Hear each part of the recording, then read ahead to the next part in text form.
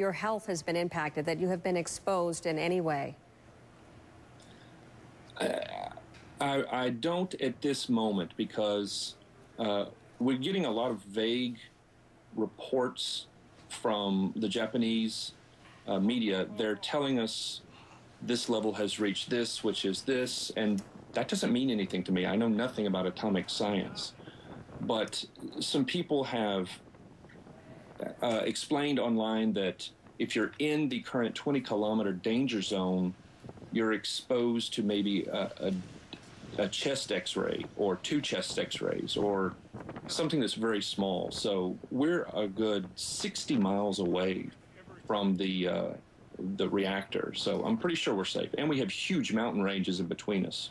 You explained before that one of the biggest problems that you're facing now is really the lack of information from the Japanese media, from the Japanese government. And we heard from the Prime Minister, who essentially said that radiation could become very high at some point. And we heard from another official saying anybody who's in with 20 miles or so from that plant needs to stay indoors. Do you feel like you're getting enough information or accurate information from the government? What do you need to know? Well, our problem with the Japanese media, they're not being deceitful as far as I know. They're not lying or anything, but the Japanese culture itself is very different from Western culture. They don't get to the point directly. They talk kind of vaguely. They talk around the point. There's a lot of assumptions and intuitions and implications, which is, for me, it's completely unacceptable in a situation like this. I'm an American. Ryan, bottom line, what do you want to know from them? What do you need to know right now for your well-being, your safety? What we'd like to know is, if the plant completely explodes right now, worst case scenario, how far will that go? Will it reach us 60 miles away? Will it reach Hawaii? That's what we don't know. We don't know what the danger zone is, or if we can return, or should we escape.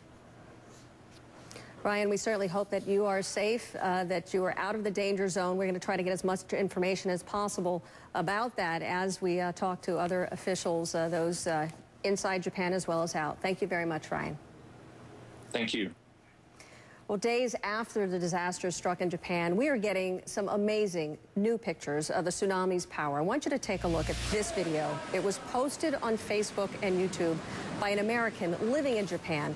And really, their faces say it all. People watching in disbelief as the rushing water sweeps away everything in its path, including cars and houses. Just listen.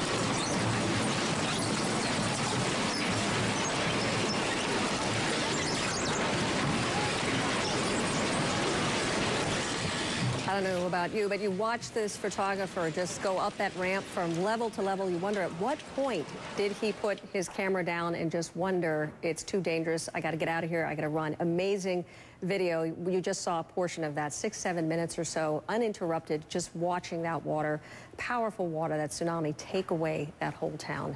Well, it may sound a bit crazy, but the earthquake in Japan, it was so powerful that we actually lost time. That's right, 1.8 microseconds a day.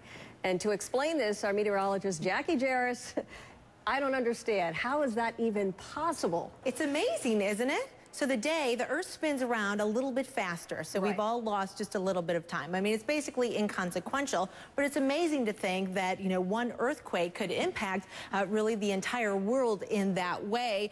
You know, in addition to that, by the way, in addition to losing time, this thing was so powerful, it actually shifted the axis of the Earth and changed the balance of power. We know that it swayed all of these buildings, and we know that the Earth's crust moved. In fact, a 250-mile line off the coast of Japan dropped in altitude about 2 feet. That's how amazing the powerfulness of this quake actually was. All right, let's talk about how this happened. How did we get the Earth spinning faster? Well, we know about plate tectonics, and we know about the subduction zone, right? So one plate goes underneath the other, and what happens is one plate is contracting, pushing down, the other one is expanding. So we had that expansion take place right along that fault zone right here, and there was one GPS station that shows part of Japan moved eastward or closer to the United States by 13 feet. 13 feet. That's pretty amazing. Now, the overall impact of that is that the Earth actually contracted. And as it contracted, as things get smaller, just like an ice skater brings their arms in from wider to smaller, it makes it spin just a little bit faster. So we lost just a little bit of time. So would the clocks actually change? Would Greenwich Mean Time actually be adjusted because of this event? Well, we basically do everything on the atomic clock now, so UTC, or Universal Coordinated Time. The simple answer is yes. We add these leap seconds every so often because the rotation of the Earth, it changes speed. It can do that just because of ocean curtains and different atmospheric conditions, believe it or not, which are more significant than what this earthquake did. But yes, we get leap seconds, which are added periodically, and this will all get calculated into that. All right, so Jackie, I'm dying to know, did we get older or younger? We got a little bit older because the day is shorter, right? So our days are going by a little bit faster. We just got more mature. But, you know, just a little more mature, not older. Milliseconds. Yeah, mature. All right.